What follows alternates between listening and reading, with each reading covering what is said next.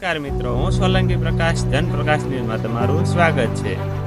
તો સમય બદલાયો, ટેકનોલોજી બદલાઈ, પણ શું આપણી માનસિકતા બદલાઈ? આજે આપણે એવી વાત કરી રહ્યા છીએ કે સમાજ માટે જે રિવાજ નહીં પણ કુરિવાજ બની ગયા છે, તેની ખરેખર આજ સમાજને જરૂર નથી, પણ તેને પરંપરાના નામે આગળ ખેંચી રહ્યા છીએ. તો લગ્નમાં ખોટો દેખાડો અને દહેજ પ્રથા. પહેલો કુરિવાજ, લગ્નમાં ખોટો દેખાડો અને આંધળો ખર્ચો. પહેલો કુરિવાજ, લગ્નમાં આંધળો ખર્ચો અને દેખાડો. સમાજમાં મોભો બતાવવા માટે લોકો લાખો રૂપિયાનું દેવું કરે છે. દહેજ પ્રથા આજે પણ આજ કરી રીતે જીવિત છે. દીકરીનો બાપ પોતાના આખા જીવનની કમાણી એક દિવસમાં વાપરી નાખે છે. શું આ રિવાજ સાચો છે? કુરિવાજ નંબર 2, બીજો કુરિવાજ, મરદા પાછળ તો આજે આપણે એને વિશે જાણીશું.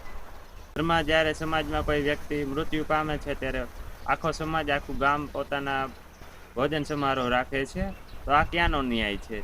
એક તો ઘરનું સ્વજન ગુમાવ્યું હોય અને જો કદાચ એ વ્યક્તિના ઘરે આ પૈસા બાબત આર્થિક રીતે સક્ષમ ના હોય અને તો એ સમાજ માટે, સમાજના દેખાડા માટે, રિવાજ માટે થઈને પોતાને ભોજનનું સમારોહ રાખવું પડે છે, ભોજન કરાવવું પડે છે, કારણ કે આખું ગામને જમાડવું પડે છે.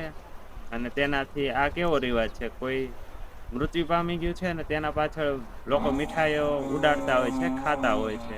તો શું આ ખરેખર રિવાજ છે? ના, એક કુરિવાજ છે. તો આજે આપણે ત્રીજો કુરિવાજ જાણીશું, અંધશ્રદ્ધા અને વહેમ.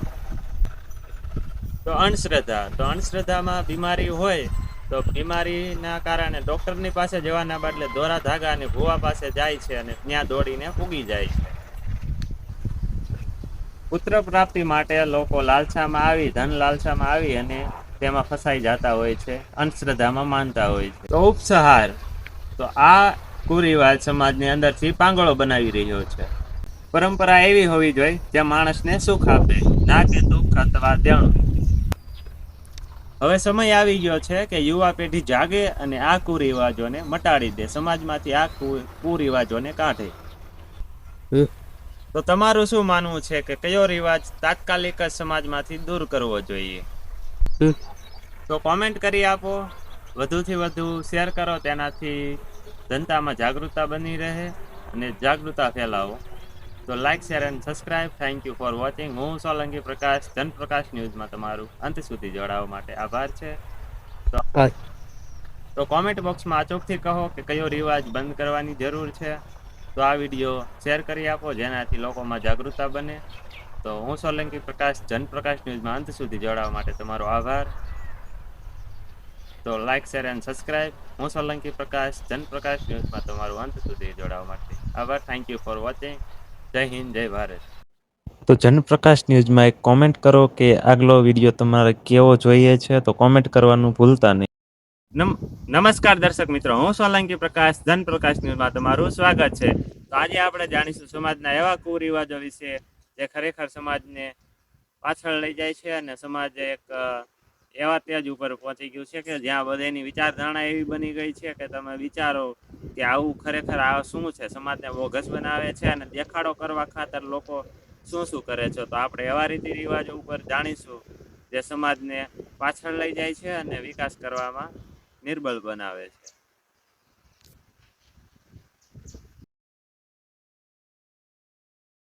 હું સોલંકી પ્રકાશ જનપ્રકાશ ન્યૂઝમાં તમારું સ્વાગત છે.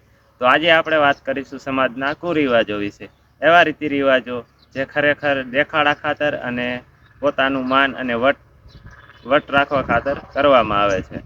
તો આજે આપણે એવા ઘણા બધા નિયમો જાણીશું જે સમાજને ખરેખર દુરુપયોગી છે અને સમાજમાં એક એવો નિયમ રાખી દીધેલો છે, તેનાથી ઘણા બધા લોકોને પછતાવવું પડે છે.